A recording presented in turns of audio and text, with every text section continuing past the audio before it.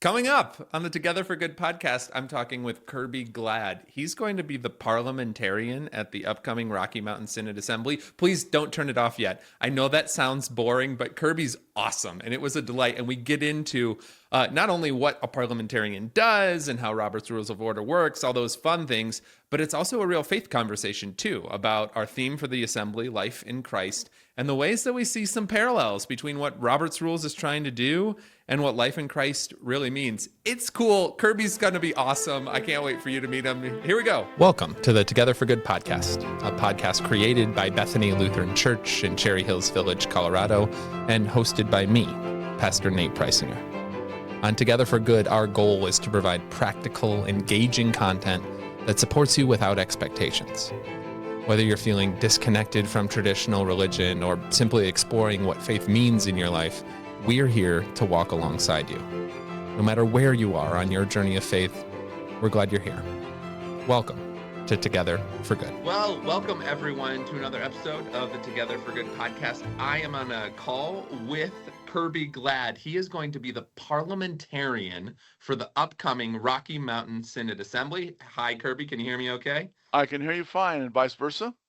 Excellent. I'm so glad that we were able to figure out a way to make this connection. This is going to be a fun one and really different from some of the other conversations because the parliamentarian plays a very strange role within a synod assembly. That's a good way of putting it. Yes. Yes. So let's start right there. What do you even do? What's your role in this? That is such a good question.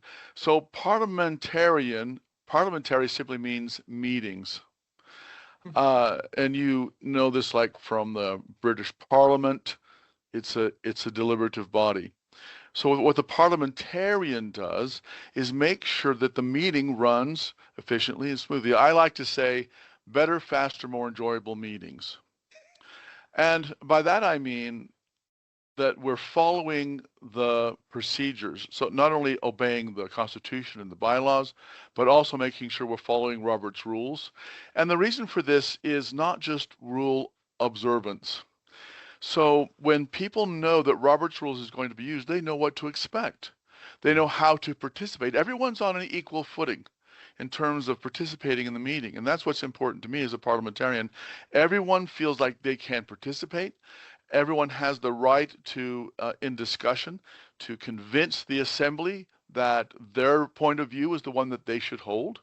And then we have all vote, and then we follow what the majority decides. And so, to me, that's what a parliamentarian does, is just as an expert in the meeting and making the meeting better. Yeah, and I mean, I've worked with Robert's Rules for a long time. I got involved in church stuff from a young age, and so was going to synod assemblies at like 14 and learning about Robert's Rules of Order. So I have a familiarity with it, and I like what you're saying about how it just establishes a process and an order so that it's not utter chaos when we get there. Right. I'm Robert's curious. Rules. Go ahead. Let me inject this one idea. Didn't mean to interrupt, but Robert's Rules is actually, the purpose of it is to protect the rights of the majority, the rights of the minority, and the rights of individual members. So it's a protection to make sure that everything is done with in observance of the rights of the participants. That's the whole real purpose of Robert's Rules. Fantastic. So who was Robert, and what's he doing now? Great question. So Robert was he was an officer in the Army about 150 years ago. Okay. And he was assigned to run a meeting, some kind of organizational meeting or meeting with the town or something and it went terribly. I don't know if anyone who's listening to us right now, Nate, has been involved in a meeting that was just off the rails. I just got done with one. Did you? Yeah. I won't ask any more about that. They might be watching. But it's a meeting that, people don't know what's going on. At the end of the meeting, they say, well, what did we decide? And during the meeting, they say, well, what are we deciding? Or what did we vote on? Or, saying that, well, that wasn't fair. I mean, or a meeting where the chair is railroading things. I don't know if you've ever seen that, where the chair will just ram things through by force of will. And he had this terrible, terrible experience. And he said there's got to be a better way. Now, in the same way that Webster did not write the English language, Webster compiled or gathered information about how the English language is used, and then he made the dictionary. That's what Robert did. He didn't just write the rules, he gathered the rules. What is this organization doing? He looked at Parliament, he looked at the House of Representatives, he looked at the Masons, he looked at other organizations in the United States, because he was in the United States. And then he compiled this book, which is basically a handbook of best practices for running a meeting. Yeah. Now, since he has passed, it was 150 years ago, there has been a team of authors that have taken over that task. Every 10 years, there's a new version. So we're not just working off of a 150-year-old playbook. Okay. They are collecting, and so I'm a professional parliamentarian, and so there are several hundred of us in the United States, and so they collect input. Well, what are the best practices for the organizations that you're working with? So I do probably 50 meetings a year, roughly. I'm going to guess about 4 a month or so. Sometimes more, sometimes less. So I have a lot of experience with everything from churches such as yourself, dog clubs, homeowners associations, corporations, political organizations, labor unions, all these organizations that I work with as their parliamentarian. And then I and other people like me, we say, well, here's a new idea that these people are using. Here's a new idea these people are using. Yeah. For example, so it's always evolving. It's always evolving because of just like the English language is always evolving. People change. For example, we're much less formal now than we were 150 years ago, right, in our conversations, in our work. But for example, the most recent version of Robert's Rules, which is edition 12, had a whole new section on electronic meetings. And fortunately, it just came out right before the pandemic. So, right. So they try to stay current. They try to, keep up with things, and things do change a little bit over time. The basic concepts of parliamentary law are pretty much established. Again, like back to Parliament or Greek times or Roman times, the basic fundamentals of democracy, right? Because it's done by majority vote. So, anyway, that's a very, very long answer to a short question. I really I appreciate it too, and I'm sure the listeners appreciate it too. Just kind of understanding. It's good to hear that it's always evolving. That they're kind of trying to find ways to, because that's usually the critique you might hear is like, "What do you mean 150 years old? What do they know about planning a meeting?" Do they use Robert's Rules of Order when they come out with the different editions? Like, do they have to have a meeting where they decide what they're going to include? Well, that's a really good question. So it's an authorship team of 3. Okay. There's like an attorney and there's a professor, and they're steeped in this stuff, and they basically come by unanimous agreement on what the changes should be made. So it's and they're very circumspect. So they realize it's not their role to write rules. Like, even if they have an opinion about it should be this way, they go by, again, the principle that Webster uses, gathering data points. And then when they see there's a move afoot, there's a preponderance of the evidence that we're starting to move it this way, they'll start to introduce new things, and then gradually it will transition.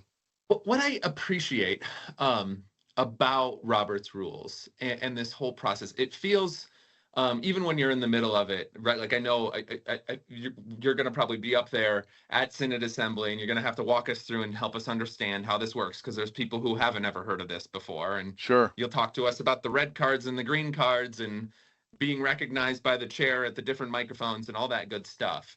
And it'll feel, I'm sure, for people at first, why does it have to be so official? Yes. And in the same sense, it's interesting for me to think about our whole assembly theme this year is life in Christ. And just this idea of, scriptures telling us about life in Christ being a unifying experience. There's so much written about the unity that Christ creates. And it really feels like that's the essence of what Robert's Rules is trying to do, is we're not always going to agree, but we're going to try and come to the most cohesive whole we can through this process. Is that fair as you hear me reflecting on it? Yeah, that's fair, because if we look at the message of Christ and the life of Christ, it's there was not when Christ was on the earth, it was not a deliberative process, No. right? He said, this is the way it is. And that's how it was. But since he's not here with us and we have only the Spirit, and each person receives the Spirit individually, correct? Yeah. Like each person, they have to receive what is their guidance. And that guidance, I don't know if the guidance is different. I think my personal opinion is the Spirit provides principles, and then we apply those principles according to our own experience and knowledge and understanding. And so we come together with differing opinions. And that's good. That is good for us because Yeah. it allows us to learn from each other, allows us to discuss and receive inspiration from the words of others. Like you might have a perspective that I don't have, but maybe by listening to you, I can share that perspective and learn from it. And then maybe I'll, improve my own perspective. So that's the deliberative process. And that's what Robert's Rules provides. It's a deliberative process where we, as I said before, we all have the right to try to convince the body that our point of view is the correct point of view. And as it turns out, our point of view is never exactly right. We come up with this shared perspective. Yeah. That and you, I love that your name of your podcast is Better Together, right? Together for good. Yeah. Together for good. Yeah. Yeah. Well, that's it. That's it. Is we come together, and even though any one of us, may be deficient, as we come together in a body, then we can iron out those deficiencies and become greater. Exactly. Yeah. I mean, it's the community coming together, and there's so much within our Lutheran tradition that reflects exactly like what you're talking about. Of Martin Luther wanted the Bible printed in the vernacular because it was Right. only printed in Latin. He's like, no, let's try and get it in German so Right. that we can read it and talk about So it people and can learn from each participate. other. Exactly. Yeah. So we can Yeah. participate. And rather than having an elite group of people whose job it is to interpret for us and instruct us, now we become participants. And that is the deliberative process. That's how we come together and share with each other. And I believe, with the presence of the Spirit, we can learn and define and discern truth as we speak to each other. And so I want to go back to what you just kind of said too. There's not an elite individual who we turn to. I don't exactly remember how you were saying it, but I just want to point out, you as the parliamentarian aren't the elite one telling us how to do things. You're more of the referee, just trying to help us. That's a good way of putting it. So yeah. The parliamentarian, for example, doesn't make rulings. Okay, the parliamentarian is not elected by the body. The parliamentarian really has no authority. The parliamentarian is strictly an advisor. So these are the ways that I advise. So, for example, with Deacon Mary, we're doing training sessions for new assembly members. This is how Robert's Rules works, and this is why we need it. I have a video that's available on the assembly website. That's just kind of basics of, again, so people can participate. I will check with the chair in advance of the meeting, and we'll go through any elements of training. Again, the chair probably runs one meeting like this a year. I do 50 a year, so it comes off the top of my head. But any one person, can be caught in the headlights, right? So during the meeting, and also there's in this meeting, it's so formal there and it's so big that there's actually a script. Everything that is going to happen is scripted. Yeah. And so I work extensively with the team on making sure that script uses all the right language and is procedurally correct so that everyone knows what to expect. And then what is success for me is if people come up to the bishop after the meeting and say, that was a marvelous meeting, you did so good, and then they don't even know I'm there, that's success. That's a for good me. Meeting. Okay. Yeah, I'm there to make the chair look good, and it's nothing about the chair. It's not that the chair is that important. It's when the meeting is organized, when the meeting flows smoothly, when everyone realizes the chair is following the rules, when people feel that their opinions are respected, when the rules are being followed, that's when the chair looks good. And that's my goal, is to make it a great meeting that reflects well on the chair. And then I go home and then I get paid. So it's a gig for me, right? So and this is your professional career, I correct? did say I'm professional, yes. Now, there's not enough parliamentary work to be my full-time job. I Gotcha. also run a software company, but because I run the company, I have flexibility of time, so I can do the parliamentary work around, and I really enjoy it. I had a similar experience to Robert's. I went to a political meeting about almost 18 years ago now, and it was terrible. It was painful. It was like I left that meeting. I said, I never want to go back to that meeting again. There has to be a better way. And so that's when I learned that there's these rules, and it's not just rules made up in a book. It's actually a book that you can reference, and it's not just people's opinion about what the rules are, and that it is for people's rights, and it is to make meetings better. And so I began to learn it. I learned there's an organization called the National Association of Parliamentarians. They Mm-hmm. have a credentialing process. They have a certification process. So there are 3 levels of certification. I went through all 3 of them. I'm now at the highest level of certification that's offered by You the have your black NAP. belt in I parliamentary. do. I'm a black belt. Parliamentarianism. That's how you need to talk about Yes, it. that's what I should tell people. I'm a black belt parliamentarian. And yeah, and so and I've been a professional parliamentarian for about 13, 14 years now, and I was the lower grades earlier than that, and now I've forgotten totally the question you asked me, but we're having Well, good fun. we're having a good time. Absolutely, Kirby. It's a sign it's going to be a good meeting too. I could Yeah. tell. As you think about this, though, 13 years in this, and you're doing 50 meetings a year or something like that. So you've done hundreds Yeah. of these meetings. Why do you think, as you sit here today, right, knowing that the whole overall goal of Robert's Rules is, like you said, to create equal footing, so that the individual and the majority and the minority can all be heard and participate? Is there anything you feel like, or anywhere places where Robert's Rules falls a little short in that endeavor? Well, that's a good question. So in my practice, there's 2 areas that Robert's Rules is it has some assumptions which aren't always true. Let's say it that way. Okay. The first assumption that Robert's Rules makes is that everybody knows and follows the rules. So it's kind of built for. Do you remember who was the French observer who came to America and he said, America is great because it is good, and when America stops being good, it will no longer be great. I'll think of it in half an hour. Yes, I've heard that quote before too. That's how my mind works. So Roberts assumes that everybody has integrity and that we all want to follow the rules and protect everyone's rights.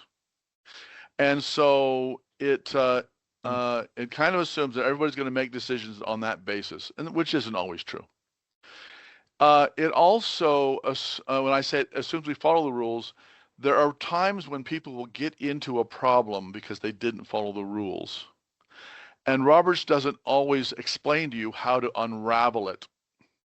It has some basic principles of principles of what's important, but it's kind of based upon the experience with a parliamentarian to figure out, okay, I'll give you an example. This is an example from a dog club. So president of the dog club calls me, and this was a couple years ago. He says, I have a problem. He says the bylaws are very specific about how you send out, they elect their officers by mail.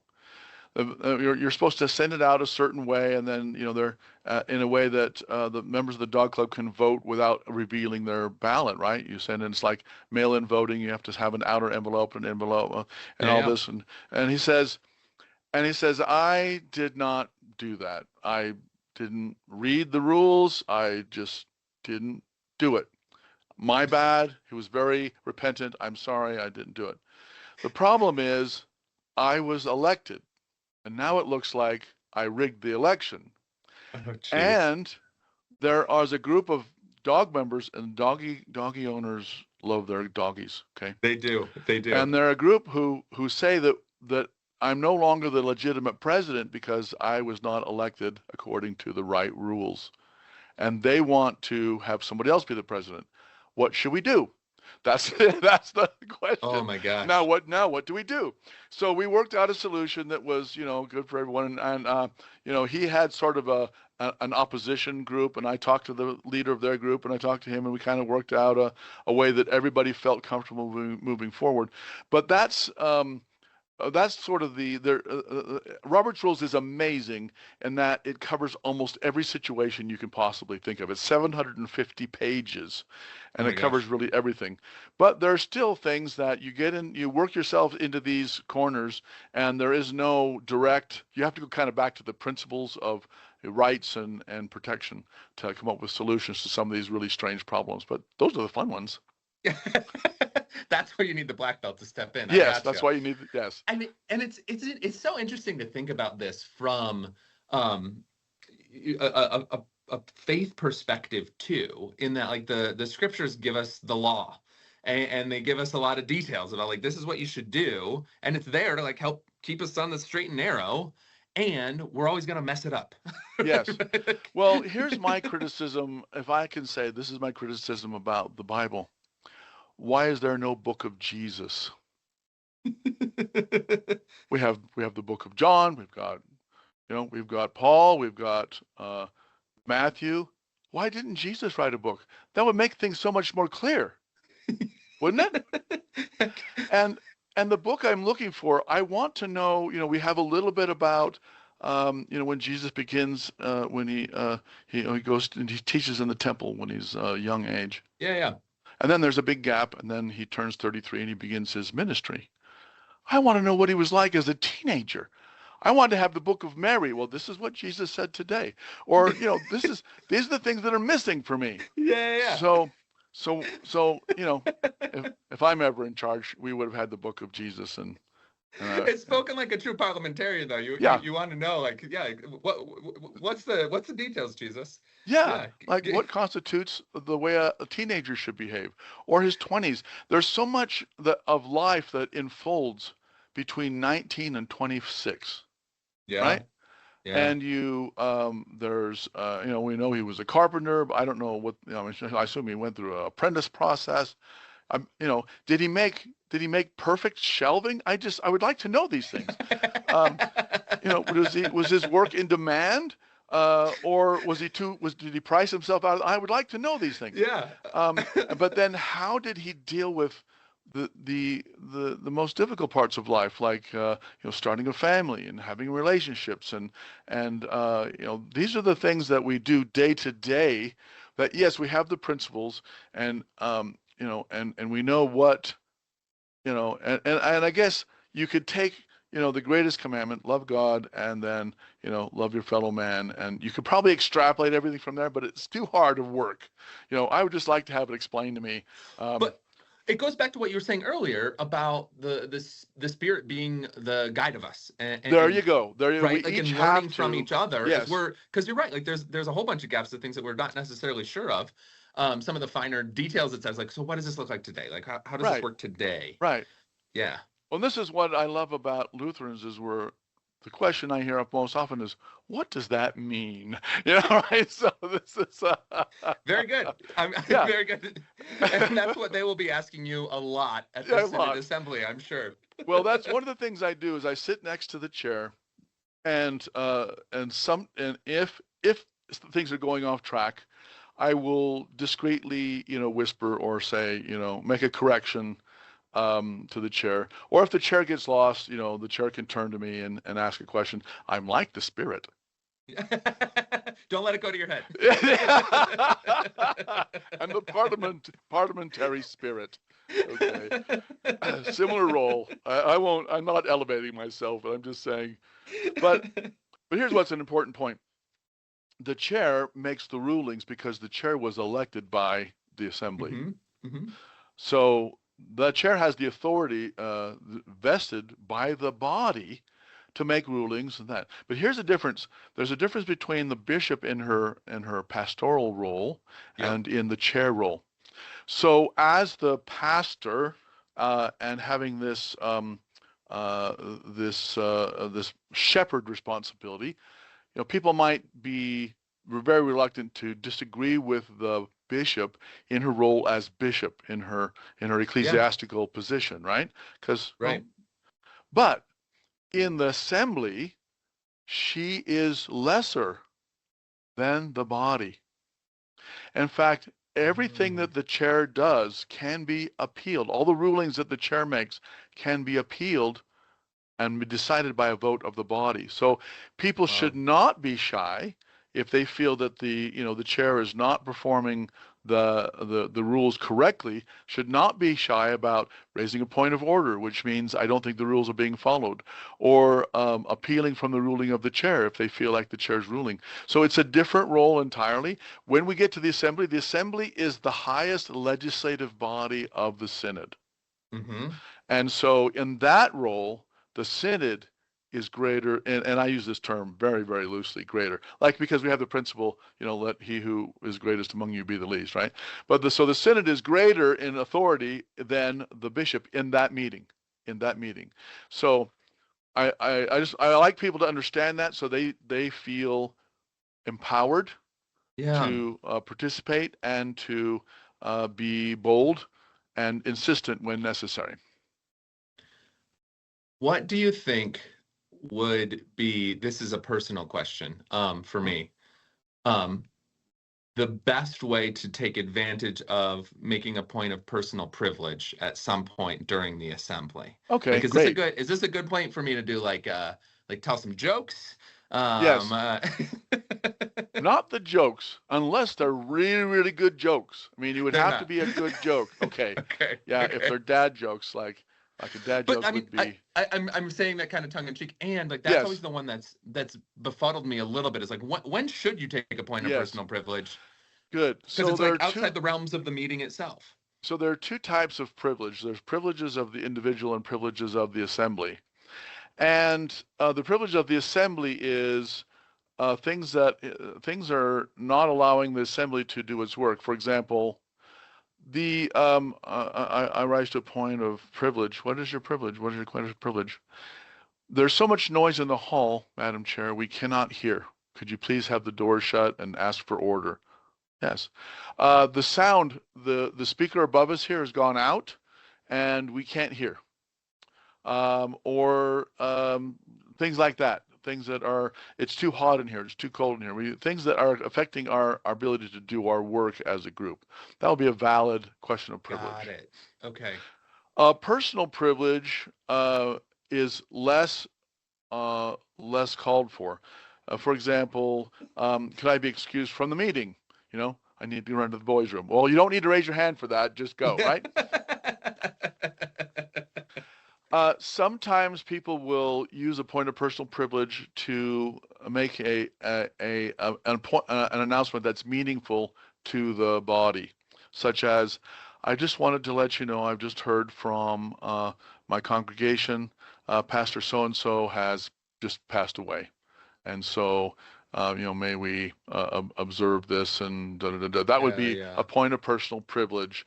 But that sort of thing is very rare. So no, it's not an open mic night to stand up and say, whatever you think, whatever you want to talk about. It should be something that's really kind of pertinent to the work of the assembly. The meeting itself. Yeah, if that answers your question. Absolutely. No, I've actually been to a lot of synod assemblies, and there's a variety of reasons for that. And I've seen it used in some of those ways that I was questioning, like, I don't feel like that's what you should be doing here. Yeah, that's right. Well, and sometimes what I'll do, because the chair, here's the difference between me and the chair. I just worry about the rules. So, if somebody stands up and starts talking like that, I'll just whisper to the chair, that's out of order. That's not appropriate. But the bishop is concerned about more than just the rules. She isn't concerned about the rules, let me just tell you. But she's also concerned about the heart and the spirit of the meeting, and she's concerned about loving the people, which makes her a good chair. The best chairs I've worked with are those that love the people that are in the assembly.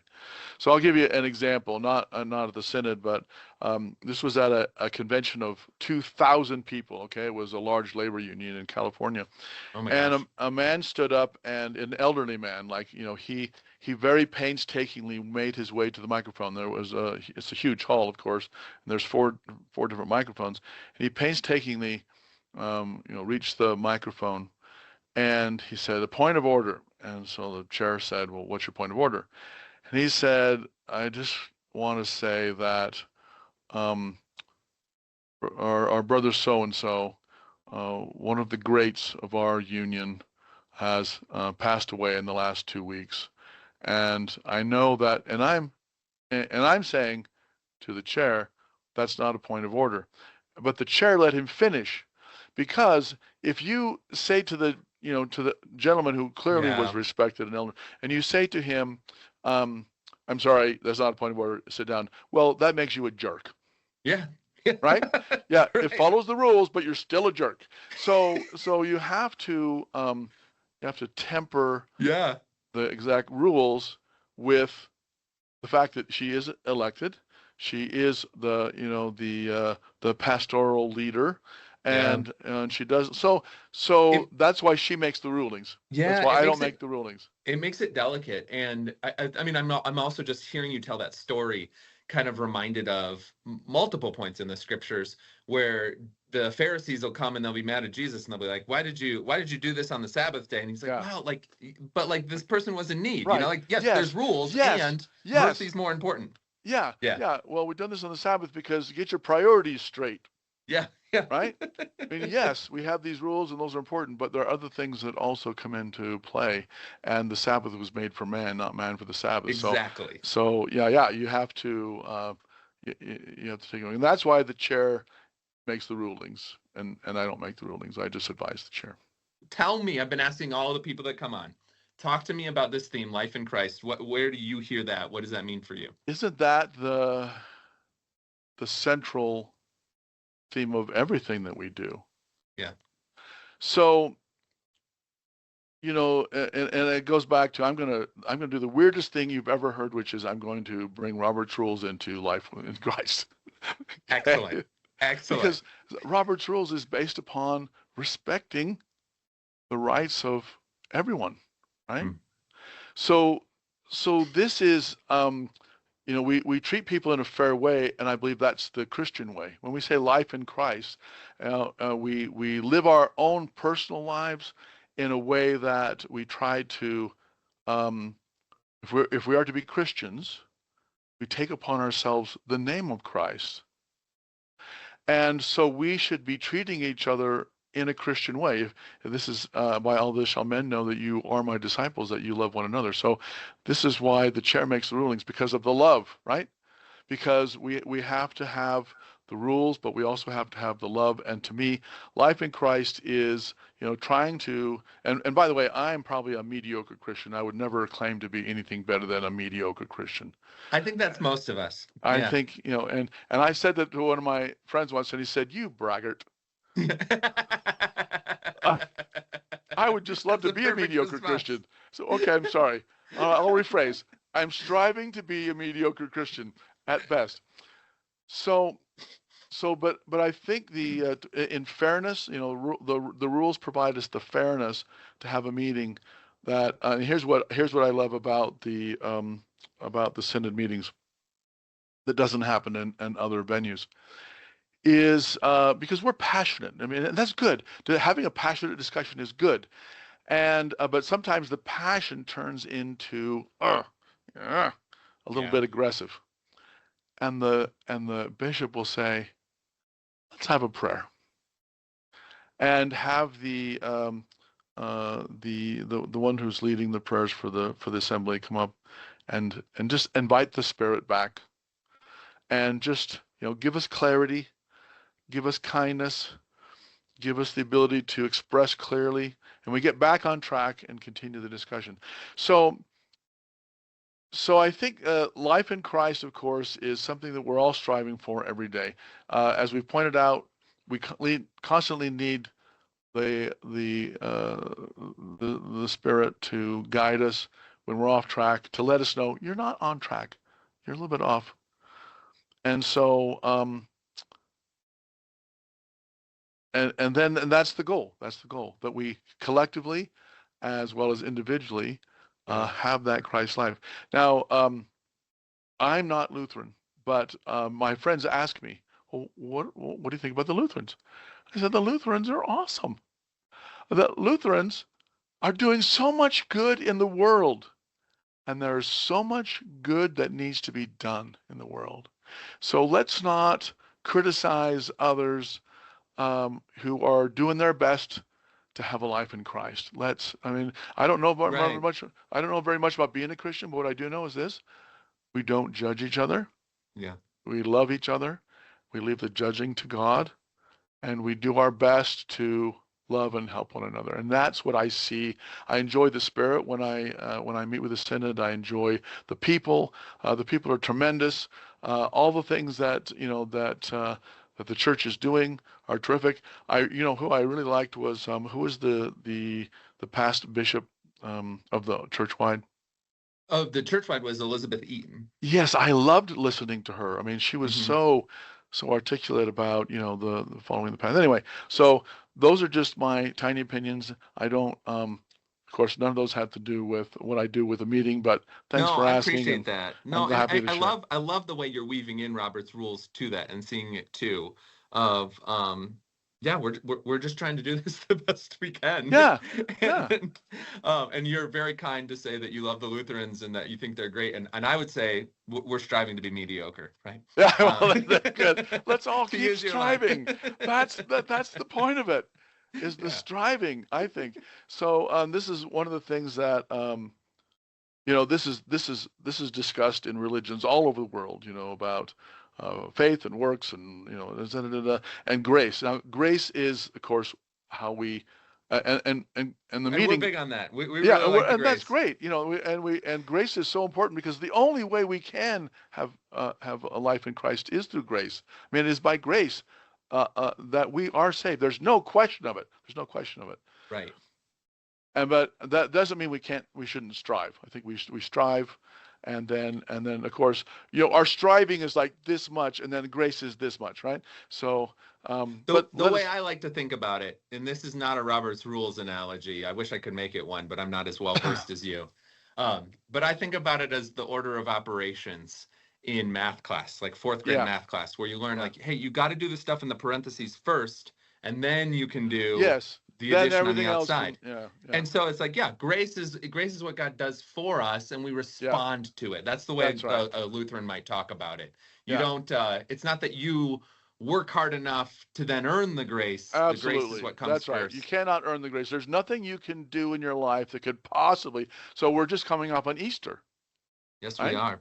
And Easter is the time that we recognize the price that was paid for the grace.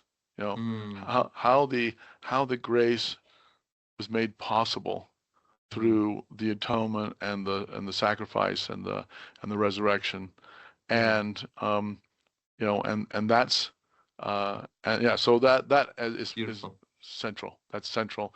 And then we just strive. We just do the best we can, and then grace is always and there'll be plenty of opportunities also for grace at the assembly, because someone will screw up and something will go wrong, and there won't be enough pizza or whatever is the problem, right? And then what a great opportunity for us to remember. Well, Yeah, it's good yeah. time for There's grace. there's Yeah. grace for that too. The grace Exactly. abounds. Well, hey, you're a pretty good theologian on top of a parliamentarian, if I do say so. Oh, you're very kind. You're very kind.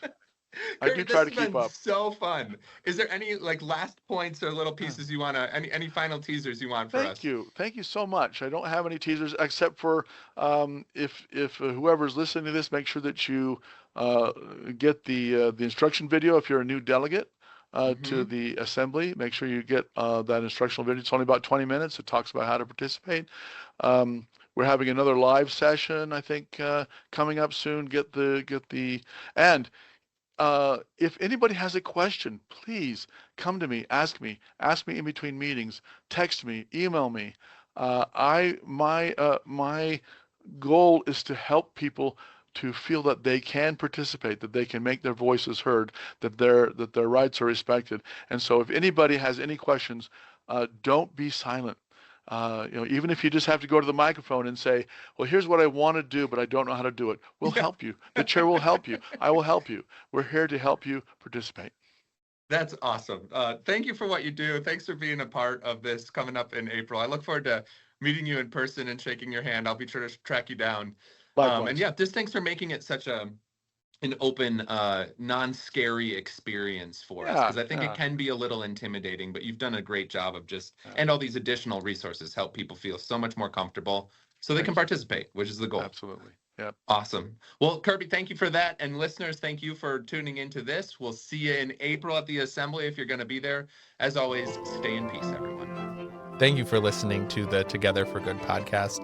If you'd like more resources for your walk of faith, please visit our website, bethany-denver.org, or download our mobile app by searching Bethany Connect in your phone's app store.